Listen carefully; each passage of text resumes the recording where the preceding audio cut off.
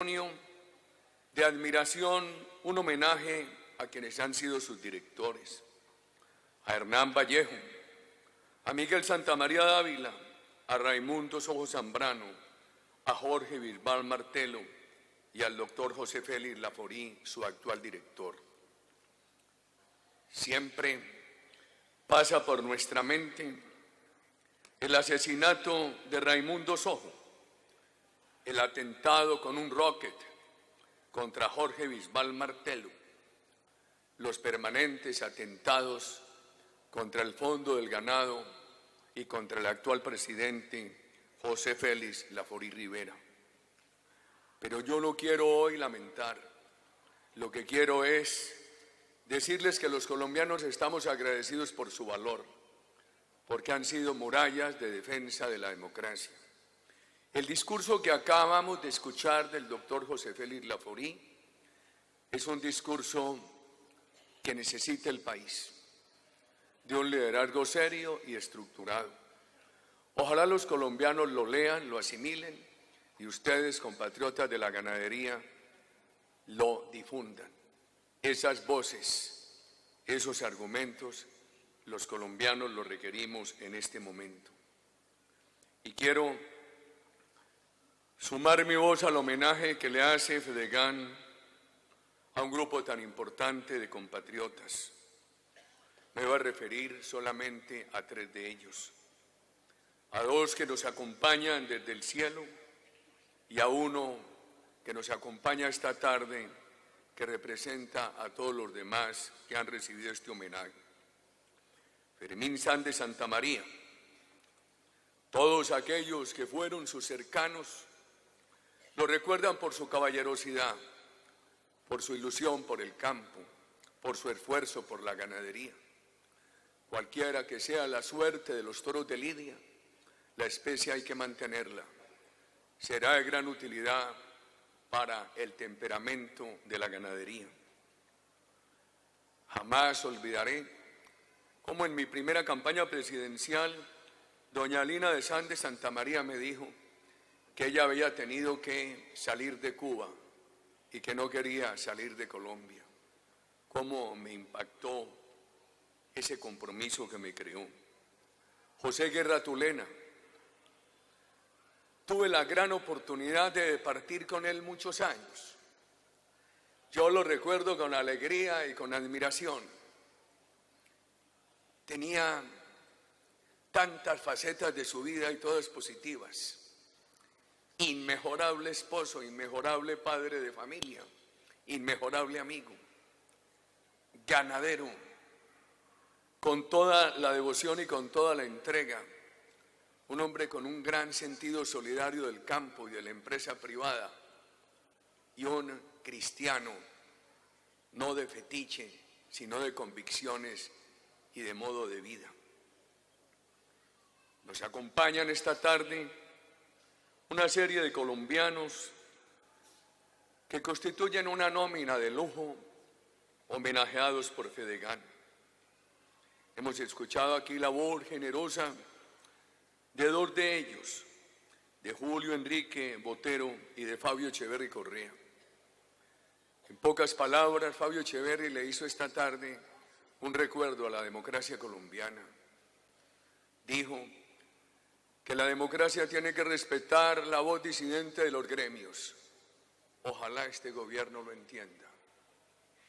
Y dijo Fabio Echeverry que los gremios tienen la labor de defender la empresa privada. Agregaría yo, no como un fin, no como un valor absoluto, sino como un medio de construcción de un mejor tejido social para la nación.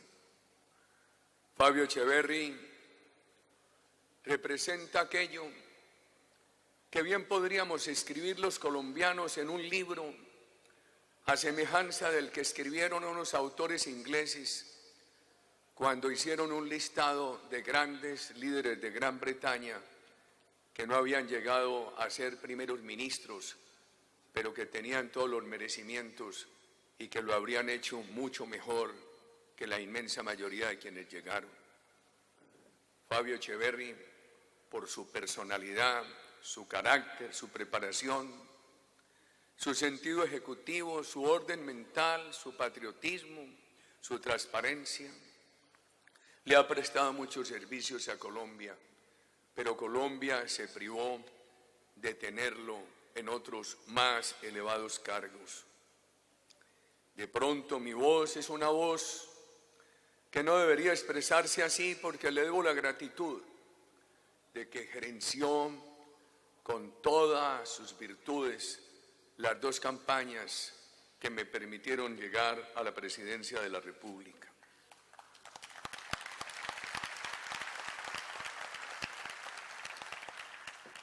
Muy estimados ganaderos de Colombia, permítanme dirigir a ustedes unas palabras sobre los acuerdos de La Habana.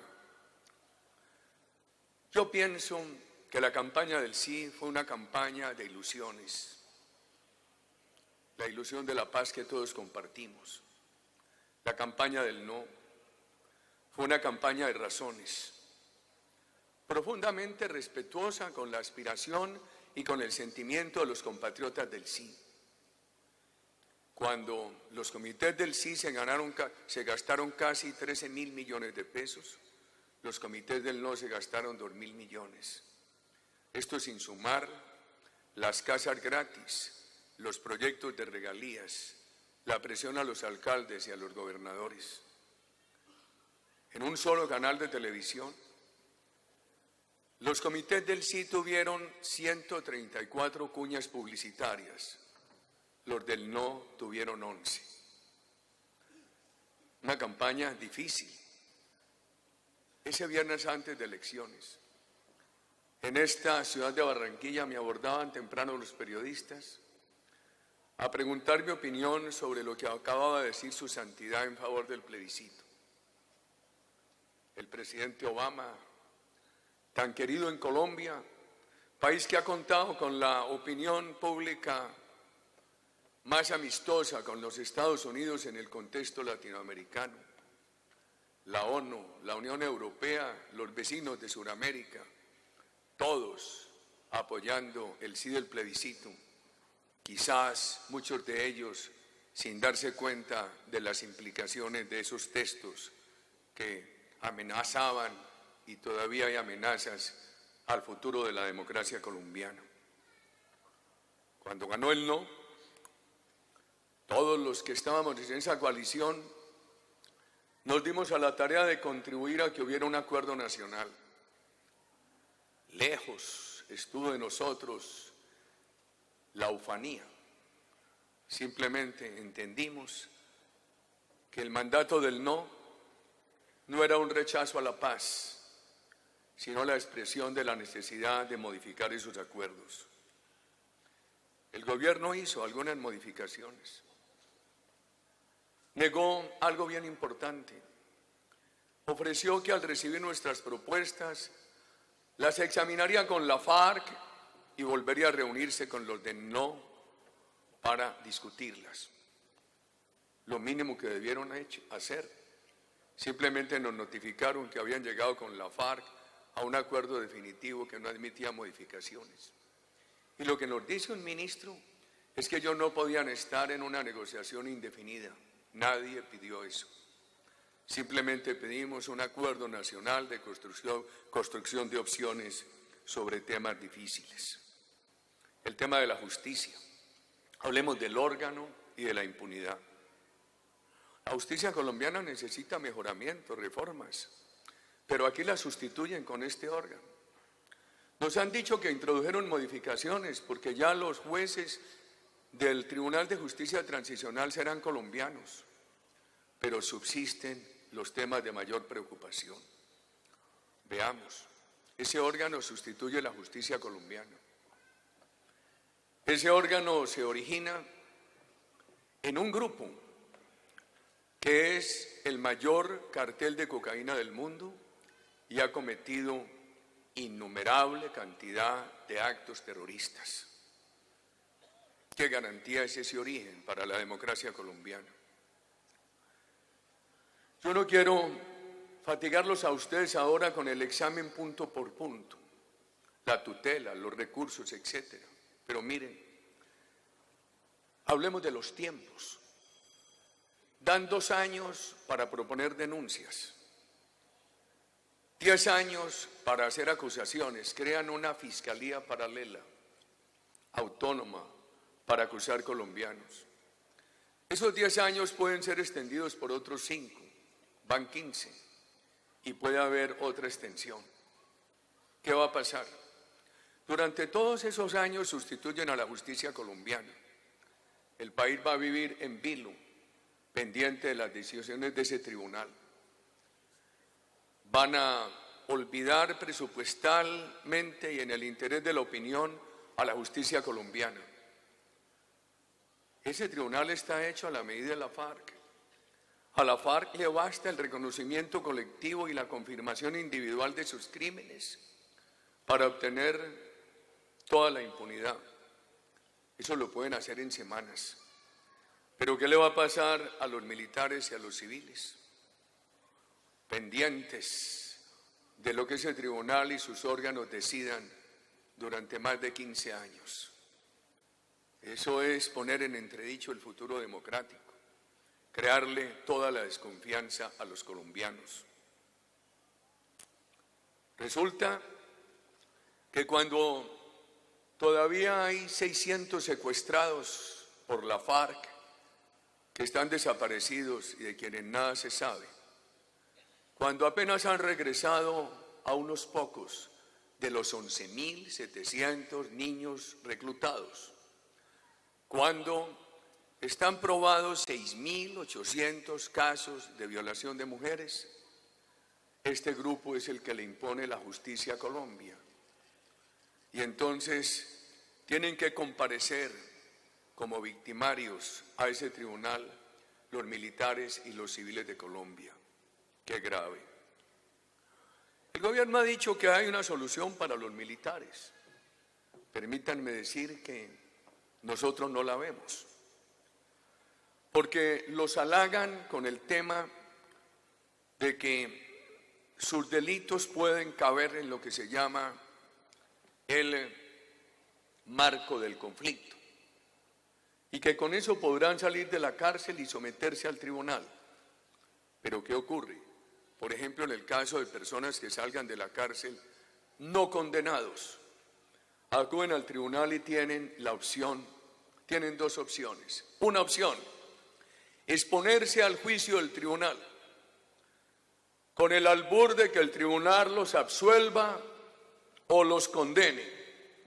Y la otra opción, para evitar ese riesgo, reconocer un delito así no se hubiera cometido, a fin de no ir a la cárcel.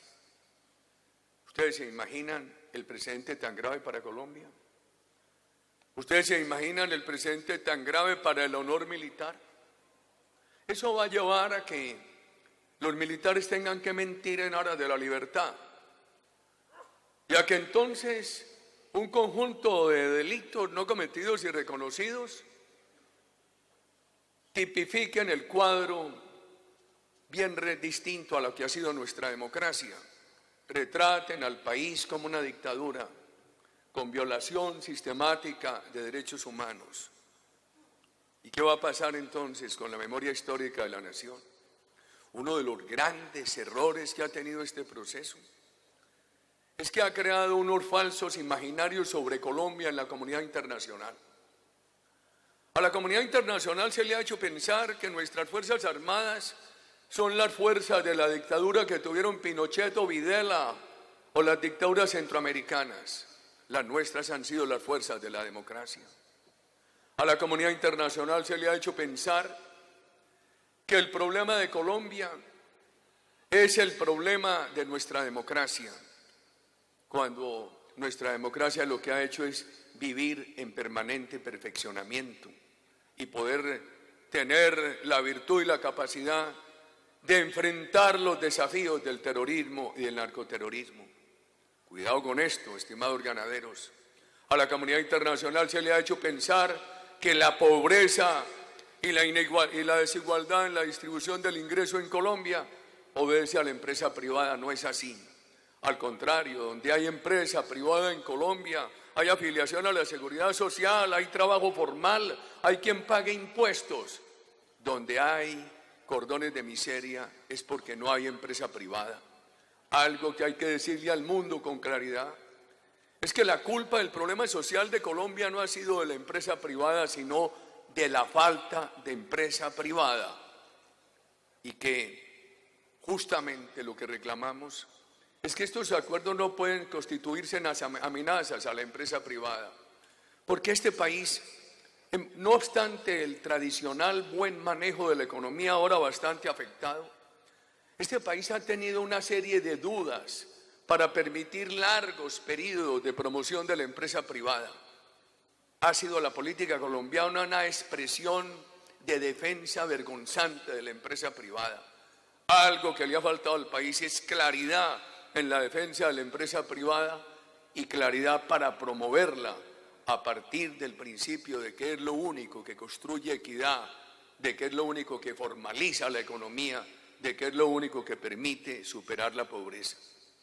Hay que luchar contra esos imaginarios distorsionados que le han vendido a la comunidad internacional, como el de los militares.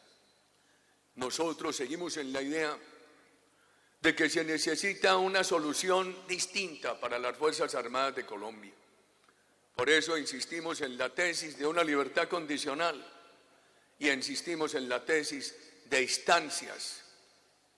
Insistimos en la tesis de procedimientos de revisión que le permitan a los militares condenados luchar por la recuperación de su honra. Los civiles. El vicepresidente Vargas Lleras expresó en algún momento que este tribunal no debería tener competencia sobre los civiles. Yo diría que tampoco sobre los militares. Que le resuelva el problema a la FARC, que lo resuelve en semanas. Y que no digan que se está pidiendo impunidad para civiles y para militares. Colombia, sus civiles y sus militares han enfrentado todos los riesgos de lo que se ha llamado por Plinio Apuleyo la guerra jurídica de la extrema izquierda que ha defendido al terrorismo. Lo que no podemos es que la historia se cambie, que la realidad se trastoque y que entonces ahora aparezcan los victimarios imponiendo las reglas de justicia y los civiles y militares que han defendido esta democracia sometidos a las reglas de los victimarios y a sus condenas. El tema de la justicia en la parte sustantiva trae impunidad total. El gobierno ha dicho que atendió nuestras sugerencias. No, simplemente unas restricciones a la movilidad, que es la sanción, y a la residencia, las pusieron ahora explícitamente, pero cabían en la competencia del juez en el primer acuerdo. Nada se hizo. Se dijo, se sigue diciendo lo mismo, óigase bien, que si un criminal responsable de delitos atroces acude a ese tribunal y confiesa, reconoce el delito, no tiene cárcel. Simplemente le restringen la movilidad y la vivienda, con algunas condiciones, e simultáneamente goza de elegibilidad política. Nosotros dijimos, hombre, por favor, eso además de crearle muchas vulnerabilidades al futuro de ese acuerdo, además de violar tratados internacionales como la adhesión de Colombia a la Corte Penal Internacional o a la Convención Americana de Derechos Humanos, genera mal ejemplo. ¿Qué le vamos a decir a las nuevas generaciones? Al ELN, a los disidentes de la FARC, ¿qué se le va a decir a las 3.500 bandas criminales que hay en Colombia? Pero eso no se atendió. Dijimos que haya condiciones de reclusión, que el periodo sí sea corto, de 5 a 8 años. Que haya condiciones de reclusión penitenciarias, así sea en colonias agrícolas, en la misma zona de concentración. Eso no se aceptó. Pero además, los que sean sentenciados a tener esa restricción de vivienda o de movilidad, el juez podrá darles todos los permisos para que ellos estén caminando por el país. Ese tipo de sanciones son además inaplicables, porque el artículo 36 les da el derecho a la elegibilidad simultánea, sin cumplir con la sanción. Colombia allí no solamente está deshonrando su tradición en esta materia, sino que está yendo más allá de lo que ha sido la flexibilidad de algunas legislaciones democráticas. En España, por ejemplo, es un caso excepcional donde se permite que la persona condenada por delitos atroces pueda ser elegida, pero después de cumplir la pena. Aquí se está pasando de la flexibilidad a la permisividad, autorizando la elección de estas personas incluso sin cumplir la pena, lo que hace inaplicable este tipo de penas. ¿Cuál restricción de libertad y de residencia si la persona va a estar en ejercicio de una representación política? Además es simbólica, violatoria del Estatuto de la Corte Penal Internacional, violatoria de la Convención Americana de Derechos Humanos. Ese tipo de penas en Colombia son accesorias, nunca han sido principales. ¿Y qué se le va a decir a los 138.000 presos colombianos que hoy están en la cárcel por delitos en promedio menos graves que los delitos de FARC? Y alguien dice, no, es que sin esa impunidad no hay paz. ¿Por qué?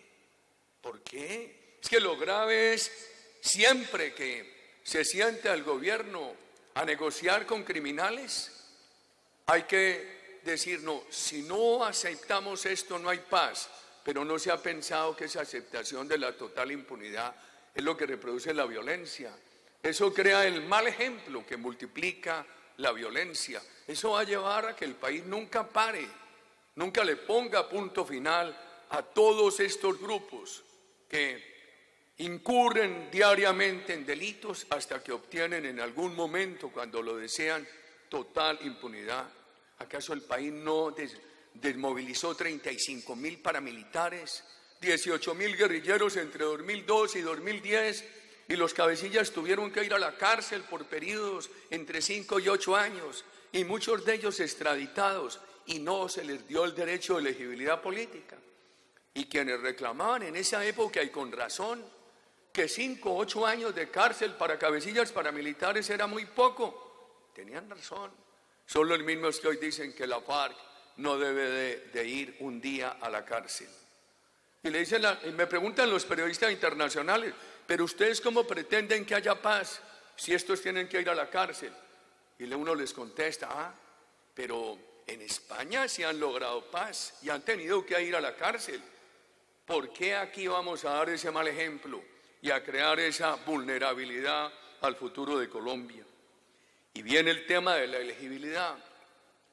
Incluso lo que yo llamo la coalición del no aceptó que fueran elegibles aquellos responsables de delitos atroces, pero después de pagar la pena. Yo, que no he estado de acuerdo con eso, dije, bueno, acepto lo que ustedes proponen, en aras de facilitar el acuerdo. Ni en eso quiso avanzar el gobierno.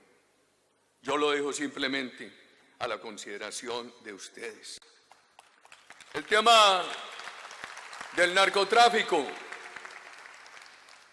¿Por qué este país que ha sufrido tanto el narcotráfico tiene que aceptarlo como delito político? ¿Qué le vamos a decir a las nuevas generaciones y al mundo? Con el narcotráfico, en el caso de la FARC, el cartel de cocaína más grande del mundo, como delito político. Nosotros hemos dicho que no sea el narcotráfico reconocido como delito político, si se quiere, por la circunstancia de que lo vincularon a la rebelión, que se les dé un alivio judicial, pero sin considerarlo como delito político.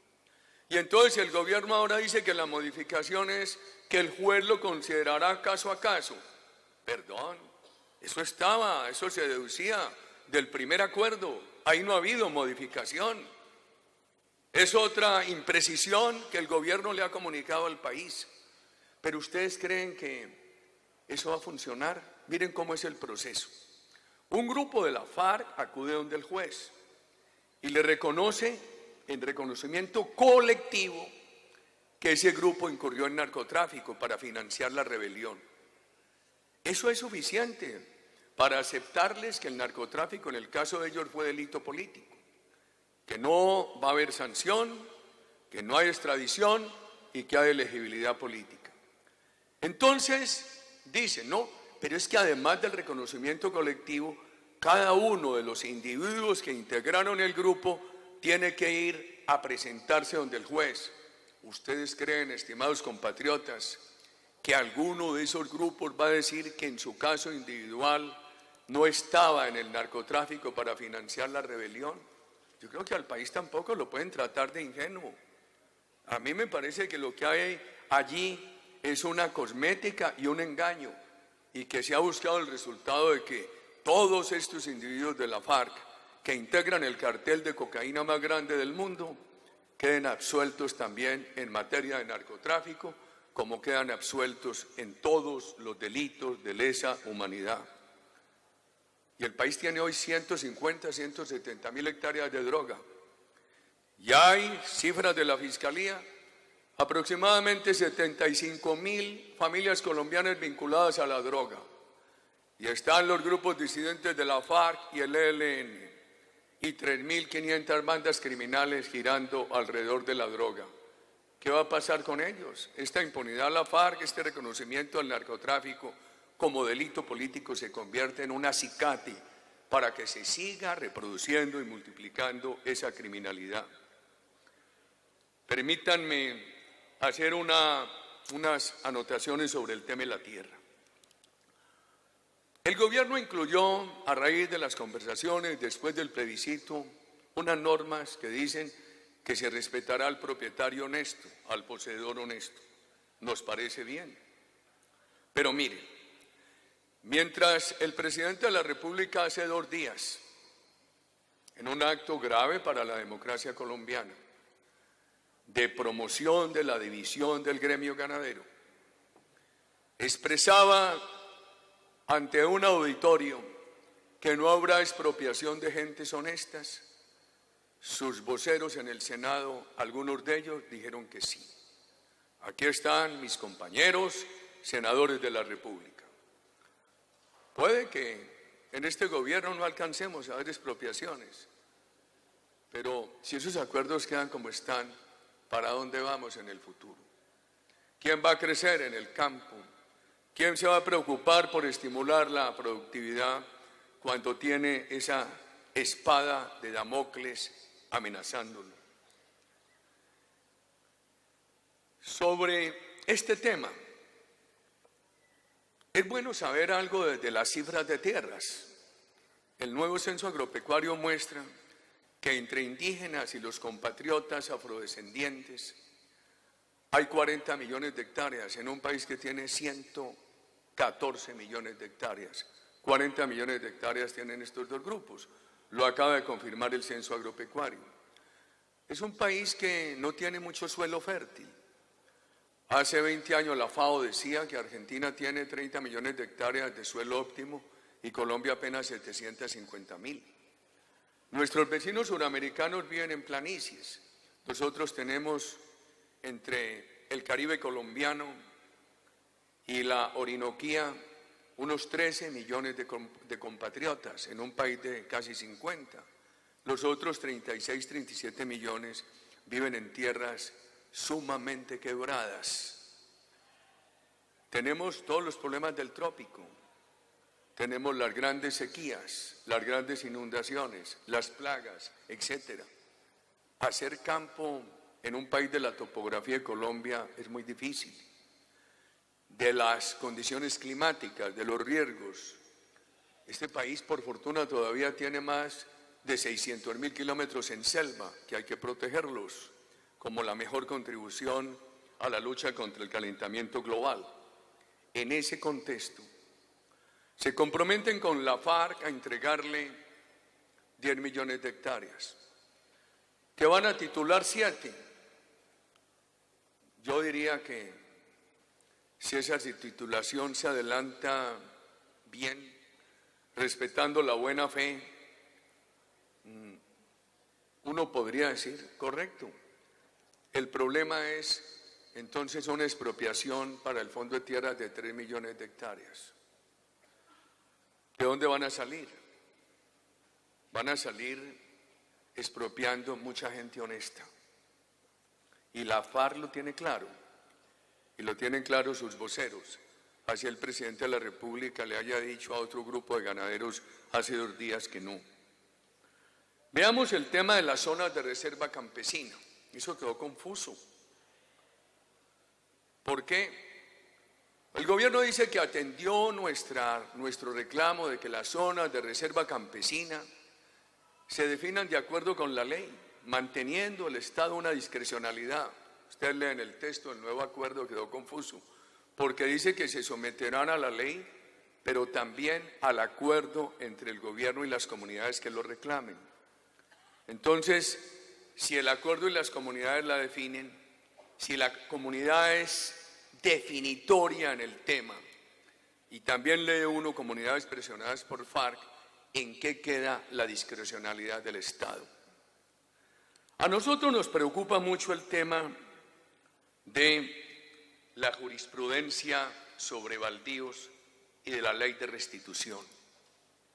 Nosotros no aspiramos a que estos acuerdos corrijan los problemas de la jurisprudencia de baldíos del Consejo de Estado.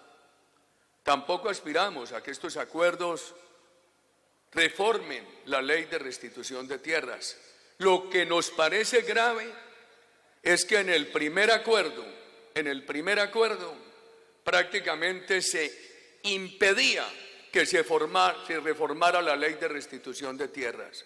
En el primer acuerdo prácticamente se impedía que se reformara, se modificara la jurisprudencia del Consejo de Estado sobre baldíos. Eso trae un inmenso riesgo. Ustedes han visto lo que ha pasado con la restitución de tierras, con la interpretación de esa jurisprudencia. Lo que hemos dicho nosotros es, no pedimos que eso se corrija en este acuerdo, lo que pedimos es que quede claro que este acuerdo no cierra la llave para que el país pueda discutir modificaciones. Hay una esperanza porque se crea una comisión de expertos, pero el tema es confuso, porque las menciones al tema de los baldíos y al tema de la ley de restitución siguen intactas, igualitas al primer acuerdo, simplemente matizadas con la declaración que se introdujo de que se respetará a los propietarios y poseedores de buena fe y que habrá una comisión de expertos. Entonces, esas ambigüedades ¿a dónde conducen? Por eso nosotros hemos insistido que este tema tiene que aclararse. Ustedes conocen lo que ha pasado en restitución de tierras. Una persona en Barrancabermeja vendió una tierra hace 15 años, ahora reclama que le devuelvan la tierra. Y el juez en la sentencia dice que le preguntó a esa persona si al momento de venderla le contó al comprador que estaba amenazado. Y la persona dice, no, yo no le conté porque no me habría comprado la tierra. Y el juez dice, ese comprador procedió de buena fe, pero tiene culpa. Hay que quitarle la tierra, obligarlo a restituirla porque compró en una zona de conflicto.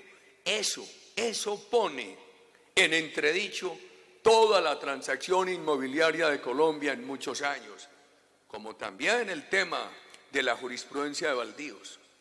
Si la jurisprudencia de baldíos no se modifica, entonces va a ocurrir que se da lugar a que se interprete que en toda adjudicación o que en toda compra que un colombiano haya hecho retroactivamente, sin límite en el tiempo, de un terreno que en algún momento fue baldío y salió del dominio del Estado, que hay una acumulación indebida.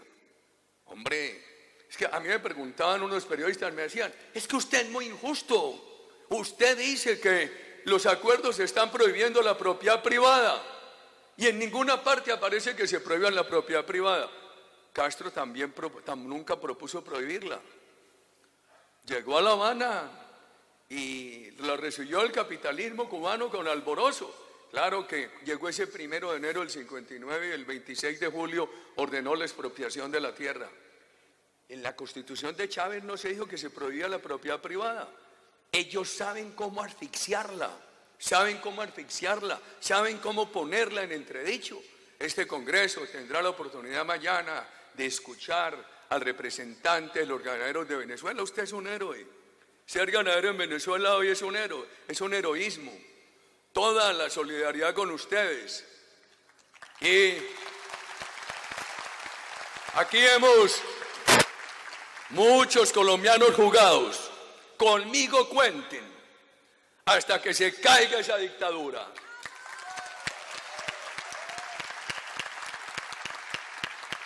No tenemos cálculo. Yo le decía a unos jóvenes de la política en estos días que Colombia necesita unas juventudes vigorosas, con menos política y más decisión. El problema de Colombia es el cálculo politiquero que anula la personalidad y la capacidad de decisión. Ayúdenos con una cosa a ustedes desde Venezuela, a abrirle los ojos al pueblo colombiano. Que eso nunca nos va a llegar, dicen. Eso pensaban en Venezuela no más en junio del 98, 4 meses antes de la llegada del presidente Chávez. Cuente mañana las cifras. Cómo anularon la propiedad en 3 millones de hectáreas y expropiaron 5 millones y dejaron el país sin comida. Y a los colombianos nos presentaban una Venezuela de petróleo, de gas, de mineral, de hierro, de industria siderúrgica. Pero Venezuela tenía otras cosas. Tenía 14, 16 millones de cabezas de ganado. Ustedes dicen que tiene hoy 8 y sigue bajando el censo. Con Venezuela era un país exportador excedentario en arroz, en frijol caraota, en maíz. Hoy lo que no importen, sin importaciones masivas, no alcanzan a llenar las mínimas necesidades nacionales. Cuidado, compatriotas. La FARC recordó su marxismo-leninismo y lo declaró de nuevo en la semana anterior al plebiscito. Esa mezcla de drogas, marxismo, leninismo y chavismo, no nos vengan a decir a nosotros que es un discurso angelical que tenemos que recibir con tranquilidad. No, esa es la plataforma del gobierno de transición.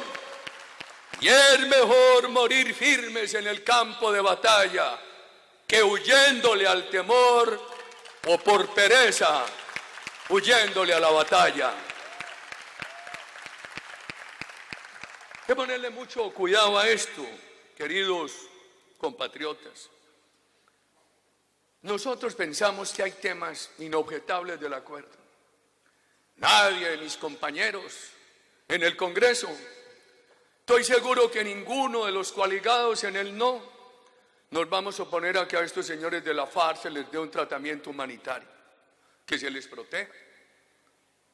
Y eso no lo objetamos. Hay otros temas que esperamos se puedan corregir en el Congreso, pero hay otros temas sobre los cuales subsisten diferencias de fondo, como algunas que les acabo de referir.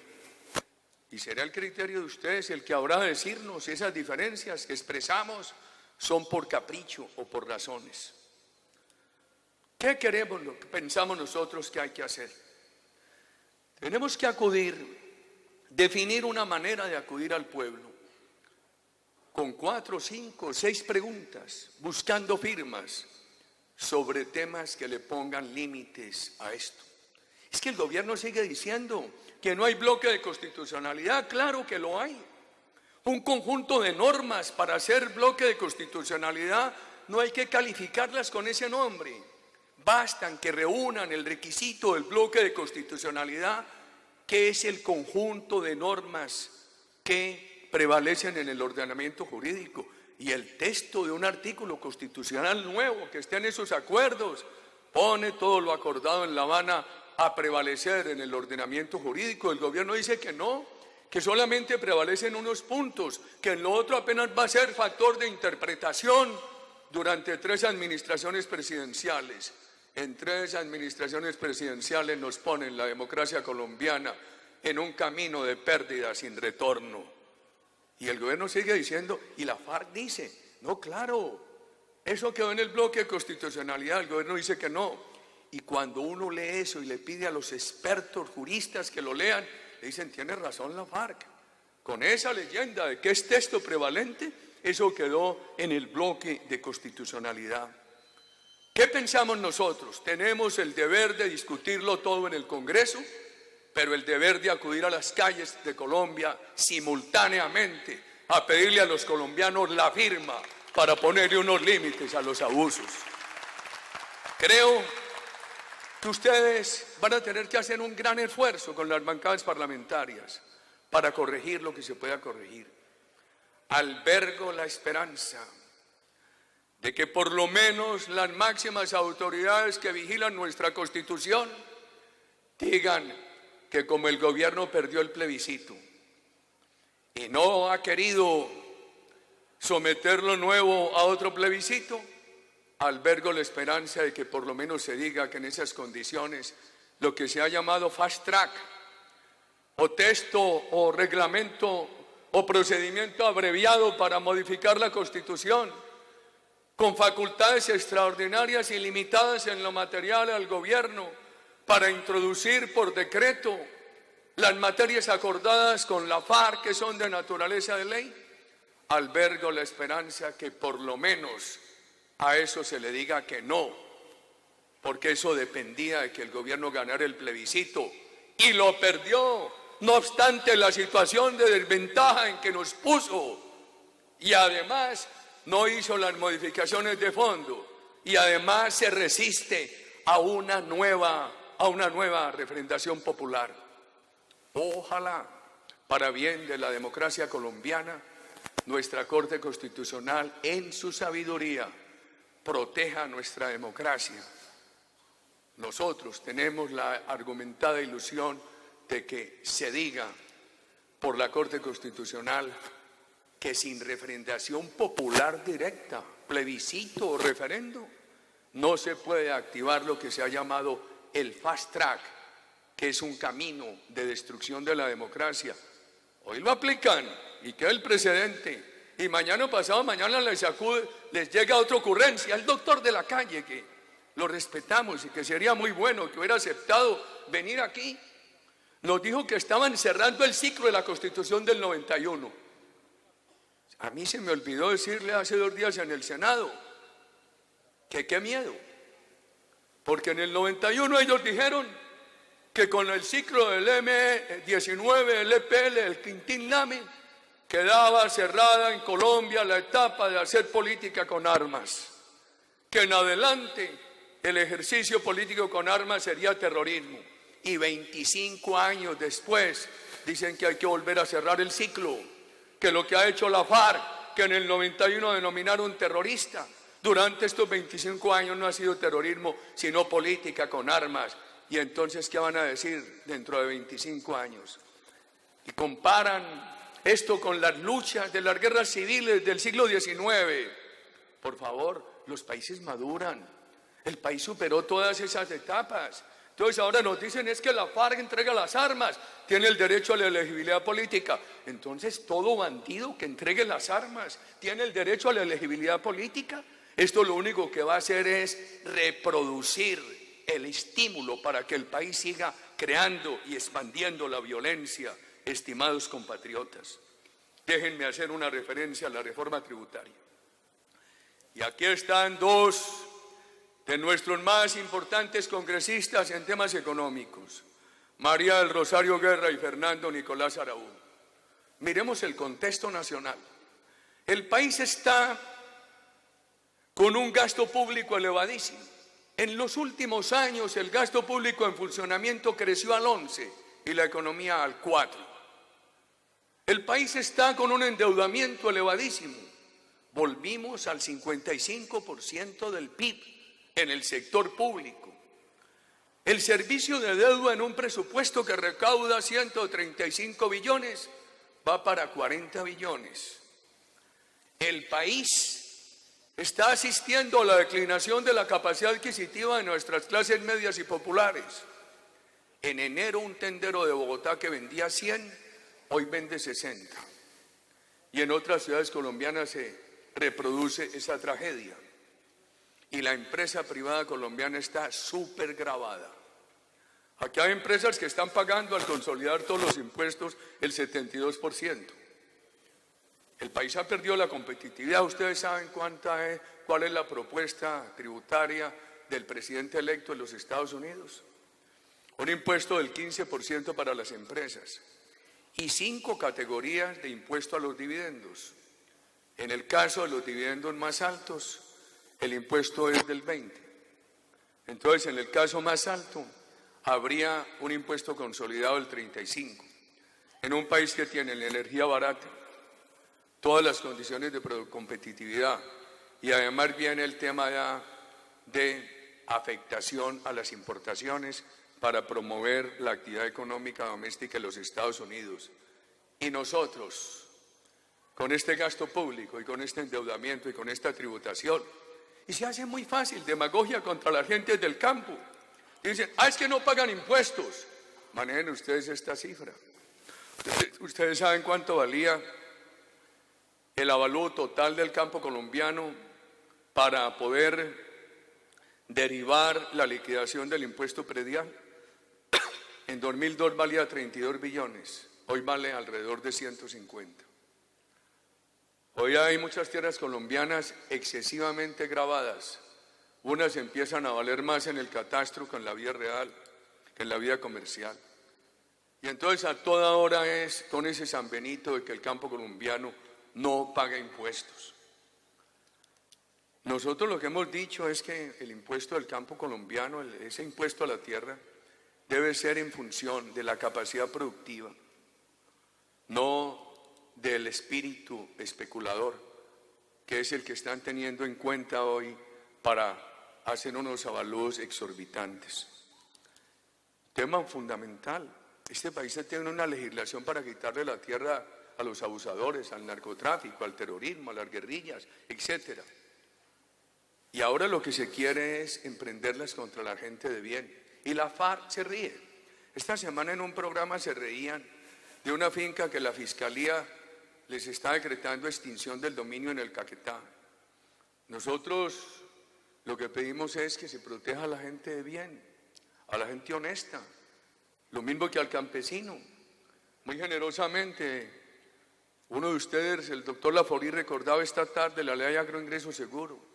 Eso buscaba ayudarle para ser competitivos a los grandes, a los medianos y a los pequeños, como lo necesita el mundo.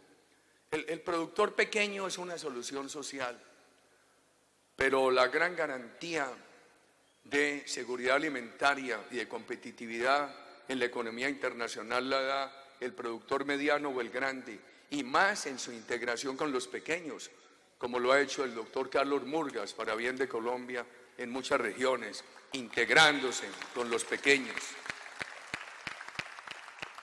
Nosotros no podemos aprobar esta reforma tributaria. Yo le he dicho a mis compañeros, presentemos algo agresivo, de impuestos agresivamente bajos, de estabilidad en los tributos. Este gobierno quitó los incentivos.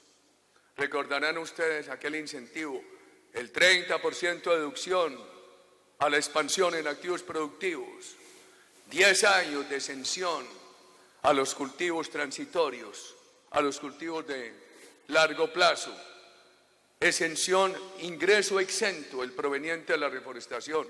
Todo eso lo han quitado. Lo de la reforestación lo están quitando en esta reforma tributaria. Han quitado los incentivos, quitaron la ley de estabilidad que daba derecho al momento de hacer una inversión de pedir un contrato de estabilidad que se requiere en cualquier democracia, y han derramado sobre el país esta inmensa cantidad de impuestos. Nosotros debemos luchar por una reforma tributaria que no los impuestos agresivamente bajos y unas normas agresivamente drásticas para que haya impuestos que los colombianos paguen sin miedo, con normas de estabilidad y también cero evasión. Creemos que esa es una combinación necesaria. No nos dé miedo hacerlo. Los colombianos queremos trabajar y hay que decirle al Estado y a los gobiernos, déjenos trabajar. No nos estén amenazando a toda hora con expropiaciones, impuestos, con toda clase de obstáculos. Trabajemos en el campo para incrementar la productividad. Alguien me preguntaba hoy, ¿qué hago de unas fincas que tengo? ¿Las vendo? No las vendo. Ay, si nos expropian, no nos vamos a ir. Nos vamos a ir, hay que buscar cómo nos defendemos. En la lucha estamos. En la lucha estamos. A mí cuando el doctor Laforí me sorprendió ahora con la condecoración de Fedegan, y ellos pero ¿para qué crean más controversias? poniéndole esta condecoración tan importante a alguien bien controvertido como yo, y que además no me puedo salir de la controversia, porque no podemos abandonar la batalla. Tenemos que seguir en la batalla, a pesar de la cédula, mientras tengamos energía. Trabajemos, fertilicemos suelos, hagamos cosas en el campo para incrementar la productividad y, por supuesto, enfrentemos estas amenazas que hoy nos proponen. Hay que ponerle mucho cuidado al tejido social. Cada finca colombiana tiene que convertirse en un motivo de balance social satisfactorio. Hay que quitar la posibilidad de que glosen las fincas por incumplimiento de las obligaciones sociales. Hay que mostrar cariño al campesino colombiano, al trabajador del agro colombiano, que se sientan que esas fincas tienen un propietario, pero que están al servicio de la nación y del tejido social. Yo creo que es un desafío que nosotros tenemos que cumplir. El mundo va a necesitar un gran crecimiento de la proteína animal. La ganadería está estancada, uno no ve crecer el hato chino, ni el hato hindú, ni el de Pakistán. El de los Estados Unidos más bien ha decrecido, de unos 95 a 87 millones de cabezas. Está creciendo el Brasil, ustedes en Paraguay tienen un hato muy grande de 15 millones de cabezas para un país de 7 millones de habitantes. Pero tal vez hay 2 o 3 casos excepcionales, Brasil y Paraguay en el mundo. De resto, más bien los hatos tienden a disminuir. Colombia tiene ahí una gran posibilidad. ¿Por qué van a privar a Colombia de esta gran posibilidad? Bueno, sí, nosotros también tenemos la ilusión de la paz. Lo que no vamos a permitir es la trampa de que nos vayan llevando al socialismo. Y es mejor ponerse colorado un rato que descolorido toda la vida. Miren lo que le pasó a Venezuela. En junio del 98 el empresariado venezolano estaba feliz con la expectativa de la elección del presidente Chávez. Empezó por el campo. Hablarle a las sociedades urbanas de reforma rural es un discurso muy atractivo, porque la idea que le venden a las sociedades urbanas, no, es que este país es muy concentrado. Es que estos tipos del campo son unos latifundistas, unos feudales, unos paramilitares, unos narcotraficantes. Entonces, vender la idea de la expropiación rural es fácil. Nosotros tenemos que alertar a las sociedades urbanas. Chávez lo hizo. Y en Venezuela, todo el mundo se quedó tranquilo. Hombre, que le quiten la tierra a esa gente. Y esa tierra quedó improductiva, sin comida para el país. Pero detrás de la tierra acabaron con toda la actividad económica de Venezuela. Castro, el 26 de julio del 59, solamente anunció la nacionalización de la tierra y después acabó con toda la economía. Eso de la reforma rural agraria tiene un gran elemento de trampa del comunismo nuevo, llámese como se quiera llamar, para engañar a las sociedades y abrir el camino de la asfixia de la empresa privada. En la tarea seguimos. Muchas gracias a ustedes. Decía un amigo esta semana, imposible vencer a los que no se rindan. No nos vamos a rendir.